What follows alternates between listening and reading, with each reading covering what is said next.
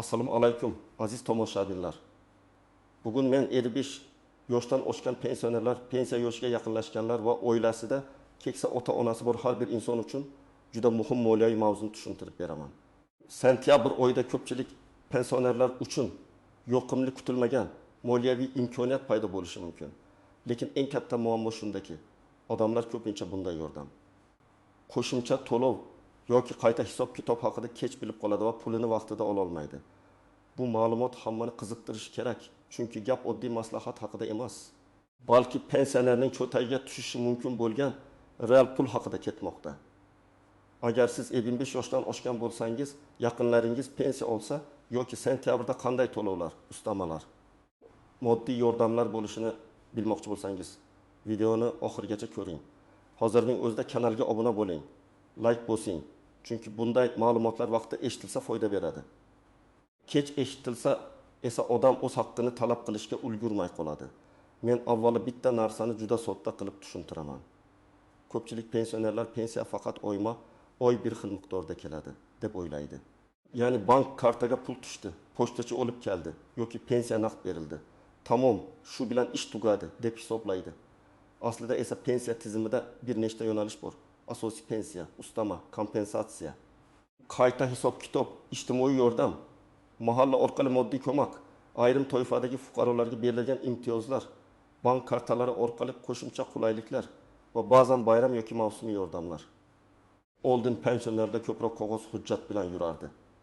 Biror ma'lumot o'zgarsa, masalan, ish staji topilsa, arxivdan maosh haqida ma'lumotnoma chiqsa, nogironlik guruhi tasdiqlansa, yolg'iz yashashi aniqlansa yoki boquvchisini yo'qotganlik holati yuzaga kelsa, odam o'zi borib ariza yozishi kerak edi. Ko'p hollarda odamlar bilmagani uchun murojaat qilmasdi. Natijada pul olish huquqi bo'lsa ham vaqt o'tib ketardi. Hozir esa vaziyat ancha o'zgargan. Davlat xizmatlari, pensiya jamg'armasi, mahalla banklar va elektron bazalar orqali ma'lumotlar ko'proq tekshirilmoqda. Lekin bu hammasi avtomatik bo'ladi. Pensioner hech narsa qilmasa ham pul keladi degani emas. Eng katta xato mana shu yerda. Ayrim to'lovlar avtomatik tushishi mumkin. Ayrimlar uchun esa albatta ariza, hujjat yoki ma'lumotni yangilash talab qilinadi. Sentyabr oyida aynan shu masala dolzarb bo'ladi.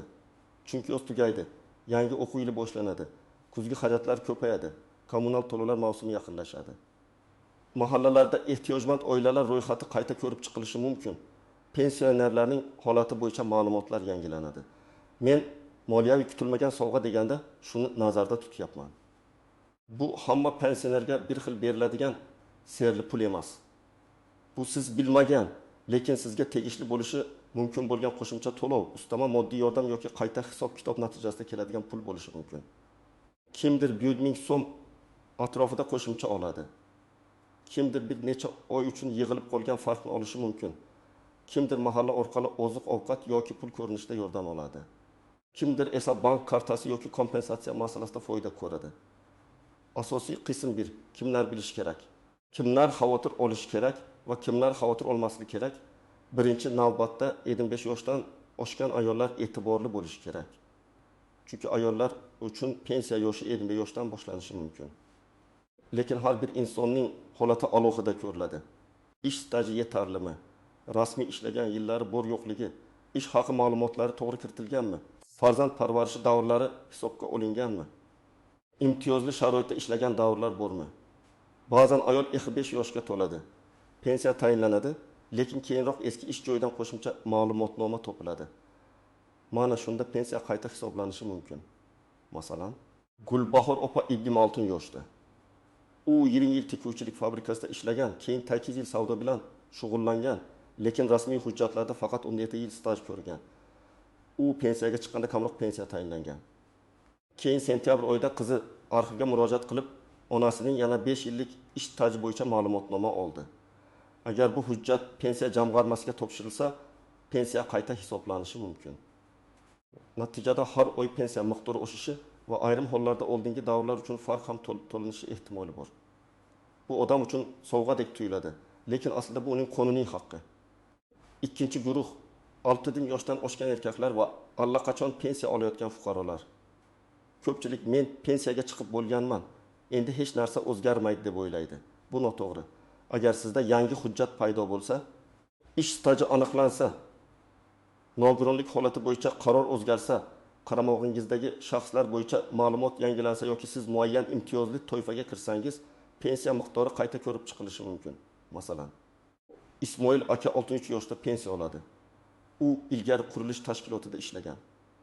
Tashkilot tugatilgan, hujjatlari arxivga ketgan. Pensiyaga chiqqanida maosh haqidagi to'liq ma'lumot topilmagani sababli pensiyasi pastroq hisoblangan. Keyin o'g'li davlat arxiviga so'rov yuboradi va 1990 yillardagi ish haqi ma'lumotlari topiladi. Agar bu ma'lumotlar rasmiy tasdiqlansa, Ismoil akaning pensiyasi oshishi mumkin. Sentyabrda ariza topshirsa, keyingi oylar uchun to'lovda farq ko'rinishi ehtimoli bor. Shuning uchun sentyabrni o'tkazib yubormaslik kerak.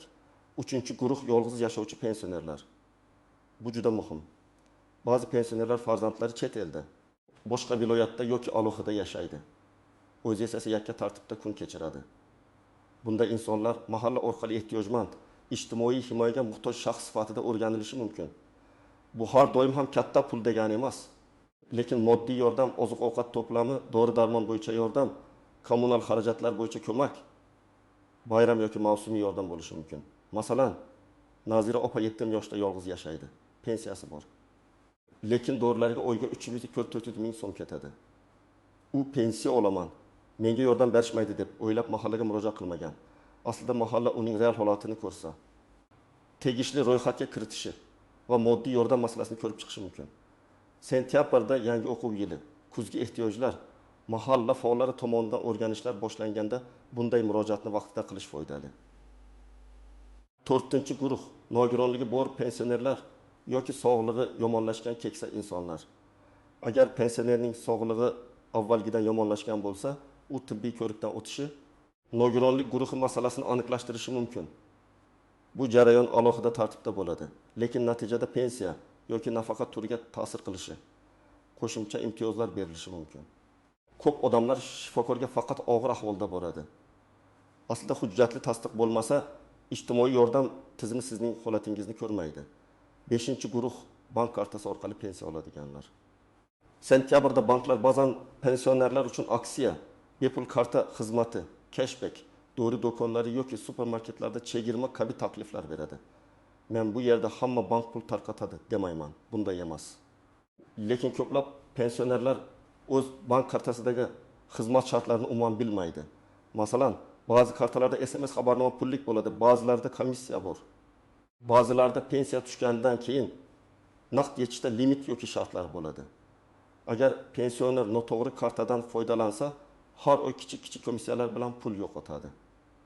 To'g'ri kartaga o'tsa yoki bankdan pensiya kartasi shartlarini aniqlasa, yiliga sezilarli mablag'ni tejashi mumkin. Bu ham moliyaviy foyda. Kimlar xavotir olmasligi kerak? Agar sizning pensiyangiz yaqinda qayta hisoblangan bo'lsa, barcha staj va maosh hujjatlari to'liq kiritilgan bo'lsa, mahallada holatingiz ro'yxatda bo'lsa, bank kartangiz bo'yicha shartlar aniq bo'lsa, demak vahima qilish shart emas. Lekin baribir sentyabrda bir marta tekshirib qo'yish zarar qilmaydi. Chunki xatolar ko'pincha odamlar ishonch bilan hammasi joyida deb yurganda aniqlanadi. Endi eng muhim nozik jihatlarga o'tamiz. Birinchi tuzoq. Qo'shimcha pul hammaga avtomatik tushadi degan gap. Internetda, Telegram guruhlarda, mahalla oldida yoki bozorda kimdir sentyabrda hamma pensionerga falon so'mdan berilar ekan desa darrov ishonmang. Har qanday to'lovning asosi bo'lishi kerak. Prezident qarori, hukumat qarori, mahalliy hokimlik qarori, pensiya jamg'armasi tartibi, bankning rasmiy e'loni yoki ijtimoiy himoya organining ro'yxati. Rasmiy asossiz gapga ishonib, karta raqamingizni, pasport ma'lumotlaringizni, SMS kodni hech kimga bermang. Ikkinchi tuzoq firibgarlar.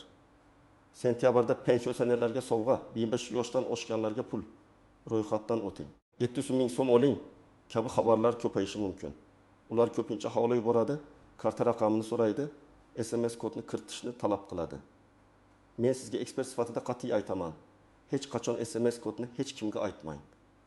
Bank xodimi ham SMS kod so'ramaydi. Pensiya jamg'armasi ham Telegram havola orqali karta parolini kiritishni so'ramaydi. Agar siz kodni bersangiz, kartangizdagi pensiya bir necha daqiqada yechib olinishi mumkin. 3-nozik jihat, ariza berilgan sana. Ko'p to'lovlarda ariza qachon berilgani muhim. Masalan, siz sentyabr oyida hujjat topshirsangiz, qayta hisob-kitob keyingi oyning to'lovida ko'rinishi mumkin. Agar dekabrgacha kutib yursangiz, ayrim davrlar bo'yicha imkoniyatni yo'qotishingiz yoki pulni kech olishingiz mumkin. Shuning uchun keyin boraman demang. Pensioner uchun har oy muhim. Dori-darmon, oziq-ovqat. Kommunal to'lovlar kutib turmaydi. 4-nozik jihat. Hamma yerdan pul ko'rinishda bo'lmasligi mumkin.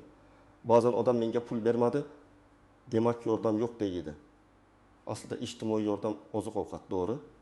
Reabilitatsiya vositasi, sanatoriy yo'llanmasi, uyda parvarish xizmati, kommunal masalalarda ko'mak ko'rinishida bo'lishi mumkin. Bularning hammasi pulga teng foyda. Masalan, agar pensioner bir oyda doriga 5000 so'm sarflasa va unga dori bo'yicha yordam berilsa, bu uning pensiyasini saqlab qoladi. 5-nozik jihat, ro'yxatga kirish va real daromadni ko'rsatish. Mahalla yoki ijtimoiy himoya organi pensionerning holatini o'rganayotganda faqat pensiya miqdoriga emas, balki yashash sharoitiga, oilaviy ahvoliga, sog'lig'iga, qaramog'idagi odamlar bor yo'qligiga, farzandlarning yordam berish imkoniyatiga ham qarashi mumkin. Shuning uchun murojaat qilganda men kambag'alman deb og'zaki aytish yetarli emas. Real holatni hujjat bilan ko'rsatish kerak. Tibbiy ma'lumotnoma, dori xarajatlari, yolg'iz yashash holati, uy-joy sharoiti, kommunal qarzdorlik bo'lsa, tegishli kvitansiyalar. 6-nozik jihat, ishlayotgan pensionerlar, ayrim pensionerlar pensiya olib yana ishlaydi. Bu yomon emas, qonuniy bo'lsa, aksincha yaxshi. Lekin ishlayotgan pensionerlar ayrim yordamlar bo'yicha ehtiyojmand deb topilmasligi mumkin yoki daromadi hisobga olinadi. Shu sababli qo'shnim oldi, men nega olmadim degan savolda har bir odamning holati alohida. Qo'shningiz yolg'iz yashashi, nogironligi bo'lishi yoki daromadi siznikidan kam bo'lishi mumkin. Shuning uchun taqqoslash emas, o'z huquqingizni tekshirish muhim. 7-nozik jihat, hujjatlardagi xatolar. Ism familiya yozilishida bitta harf farqi, tug'ilgan sana noto'g'ri kiritilishi, ish joy nomi boshqacha yozilishi. Arxiv hujjatidagi ma'lumotlar mos kelmasligi pensiya hisob-kitobiga ta'sir qilishi mumkin. Masalan, pasportda muhabbat deb yozilgan, eski mehnat daftarchasida muhabbat deb ketgan bo'lsa, tizim bu hujjatni darrov qabul qilmasligi mumkin. Bunday holatda qo'shimcha tasdiq, arxiv ma'lumotnomasi yoki sud orqali faktni belgilash talab qilinishi ehtimoli bor. Bu murakkab tuyuladi, lekin vaqtida boshlansa hal bo'ladi. 8-nozik jihat, qarz va ushlab qolishlar. Ba'zi pensionerlar qo'shimcha pul tushsa ham kartada kamayib qolganini ko'radi. Sababi kredit, aliment, ijro hujjati yoki bank qarzi bo'lishi mumkin. Agar sizning pensiyangizdan ushlab qolish bo'lsa, bankdan va majburiy ijro byurosidan aniqlik kiriting. Qonunda pensiyadan ushlab qolish tartibi bor, lekin u ham chegaralangan bo'lishi kerak. Agar sizdan haddan tashqari ko'p ushlab qolinyapti deb o'ylasangiz, yozma murojaat qiling. Endi men sizga aniq qadamlarni aytaman. Birinchi qadam, pensiyangiz miqdorini va oxirgi to'lovlarni tekshiring. Agar bank kartaga tushsa, bank ilovasi orqali ko'ring yoki bank filialidan ko'chirma oling. Agar naqd olsangiz, pochtadan yoki pensiya to'lov hujjatidan miqdorni yozib boring. Har oy qancha tushganini daftar qilib yozish juda foydali. Chunki o'zgarish bo'lsa, darrov sezasiz. Ikkinchi qadam, pensiya jamg'armasining tuman yoki shahar bo'limiga murojaat qiling. U yerga borganda shunchaki menga pul bormi demang. Aniq savol bering. Mening pensiyam bo'yicha staj va ish haqi ma'lumotlari to'liq hisobga olinganmi? Qayta hisob-kitob qilish imkoniyati bormi? Men topshirsam bo'ladigan qo'shimcha hujjatlar bormi? Sentyabr oyida yoki hozirgi davrda menga tegishli ustama, kompensatsiya yoki qayta ko'rib chiqish mavjudmi? Shunday savol bersangiz, xodim ham masalani aniqroq ko'radi. 3-qadam, hujjatlarni tayyorlang. Eng asosiy hujjatlar. Pasport yoki ID karta, pensiya guvohnomasi yoki pensiya olishingizni tasdiqlovchi ma'lumot, mehnat daftarchasi, eski ish joylaridan ma'lumotnomalar, arxiv ma'lumotnomalari, harbiy xizmat bo'lgan bo'lsa tegishli hujjatlar. Farzand parvarishi davrlari bo'yicha hujjatlar, nogironlik bo'lsa TML yoki tibbiy mehnat ekspertiza hujjatlari, boquvchisini yo'qotganlik holati bo'lsa tegishli guvohnomalar. Agar hujjatlarning nusxasini topshirsangiz, aslini ham olib boring, chunki solishtirishlari mumkin. 4-qadam, arxivga murojaat qiling. Ko'p pensionerlarning asosiy puli arxivda yotadi, obrazli qilib aytganda. Eski ish joyingiz tugatilgan bo'lsa, uning hujjatlari davlat arxivida bo'lishi mumkin. Arxivdan ish staji va ish haqida ma'lumotnoma so'rang. Arizada ishlagan tashkilot nomi, taxminiy yillar, lavozim, o'sha paytdagi manzil iloji bo'lsa, bo'lim nomini yozing. Masalan, 1995 yildan 1997 yilgacha Toshkent viloyati Chirchiq shahridagi falon zavodda hisobchi bo'lib ishlaganman. Ish haqi va staj haqida ma'lumotnoma berishingizni so'rayman. Qancha aniq yozsangiz, topish shuncha oson bo'ladi. 5-qadam mahallaga boring. Ayniqsa yolg'iz yashasangiz, kasallik bo'lsa, dori xarajatlari ko'p bo'lsa, farzandlaringiz yordam bera olmasa, uy sharoitingiz og'ir bo'lsa, mahalla raisi yoki ijtimoiy xodimga murojaat qiling. Murojaatni og'zaki aytib ketmang, yozma ariza qoldiring. Arizada shunday yozish mumkin. Men falonchi, falon manzilda yashayman, pensionerman.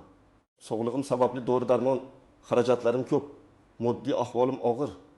Mening yashash sharoitimni o'rganib, moddiy yordam yoki ijtimoiy ko'mak masalasini ko'rib chiqishingizni so'rayman. Arizaga pasport nusxasi, pensiya miqdori haqida ma'lumot, tibbiy hujjatlar va dorilar cheki bo'lsa ilova qiling. 6-qadam bankka savol bering.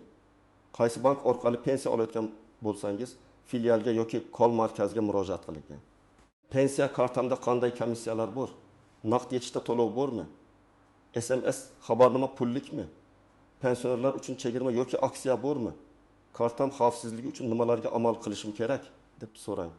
Agar bank xizmati sizga noqulay bo'lsa, boshqa bank shartlarini ham solishtiring. Lekin kartani almashtirishdan oldin pensiya to'lovi uzilib qolmasligi uchun pensiya jamg'armasi va bank tartibini aniqlang. 7-qadam. Telefoningizni firibgarlardan himoya qiling. Yaqinlaringizga ham tushuntiring. Pensionerning telefoniga kelgan kodni hech kimga aytmasin. Sizga sentyabr sovg'asi chiqdi. Pul olish uchun havolaga kiring. Kartangiz blok bo'ladi degan qo'ng'iroqlar bo'lsa, suhbatni tugating. Rasmiy tashkilotga o'zingiz qo'ng'iroq qiling. Havola orqali kirib ma'lumot kiritmang. Bu juda oddiy qoida, lekin minglab odamlarni pul yo'qotishdan saqlaydi. 8-qadam. Hamma murojaatingizni yozma saqlang. Ariza topshirsangiz, kirim raqamini oling. Elektron murojaat qilsangiz, tasdiq raqamini saqlang. Bankka murojaat qilsangiz, murojaat raqamini yozib oling. Chunki ertaga siz murojaat qilmagansiz deyishsa, qo'lingizda dalil bo'ladi. Pensioner uchun huquqni himoya qilishning eng kuchli usuli hujjat va yozma iz. 9-qadam. Farzandlar va nevaralar yordam bersin. Men yosh tomoshabinlarga alohida aytaman. Ota-onangiz yoki buvingiz, bobongiz pensiya oladi deb xotirjam bo'lmang. Ularning hujjatlarini tekshirishga yordam bering. Bank ilovasini ko'rib bering, arxivga so'rov yuborib bering. Mahallaga birga boring. Keksa odam ko'pincha navbatda turishga, savol berishga, hujjat to'plashga qiynaladi. Siz uchun bir kunlik ish bo'lgan narsa ular uchun bir oylik tashvish bo'lishi mumkin. Demak, sentyabr oyida 25 yoshdan oshgan pensionerlar uchun yoqimli moliyaviy imkoniyatlar bo'lishi mumkin. Pensiyani qayta hisoblatish, qo'shimcha staj yoki maosh hujjatini kiritish, mahalla orqali moddiy yordam olish, ijtimoiy ko'makka murojaat qilish, bank kartasi shartlarini yaxshilash, firibgarlardan himoyalanish va o'z haqqini vaqtida talab qilish. Eng muhimi, hech narsani mish-mish asosida qilmang. Faqat rasmiy manbadan tekshiring va arizani vaqtida bering. Men sizga bugun vahima emas, aniq harakat rejasini berdim. Agar siz pensiya olsangiz, shu haftaning o'zida to'lovlaringizni tekshiring, hujjatlaringizni ko'zdan kechiring. Kerak bo'lsa pensiya jamg'armasi, mahalla, bank yoki arxivga murojaat qiling. Agar oilangizda pensioner bo'lsa, bu videodagi maslahatlarni ularga tushuntiring. Ba'zan bitta ariza, bitta ma'lumotnoma yoki bitta tekshiruv odamga har oy qo'shimcha daromad olib kelishi mumkin. Izohlarda yozing. Sizning hududingizda sentyabr oyida pensionerlar uchun qanday yordam yoki qo'shimcha to'lovlar haqida eshitdingiz? Pensiyangizni qayta hisoblatganmisiz? Natija bo'lganmi? Tajribangiz boshqalarga ham foyda beradi. Video foydali bo'lgan bo'lsa, albatta like bosing, kanalga obuna bo'ling va yaqinlaringizga ulashing. Chunki pensionerning haqqi vaqtida olinishi kerak. Bunday imkoniyatlarni o'tkazib yubormaslik kerak.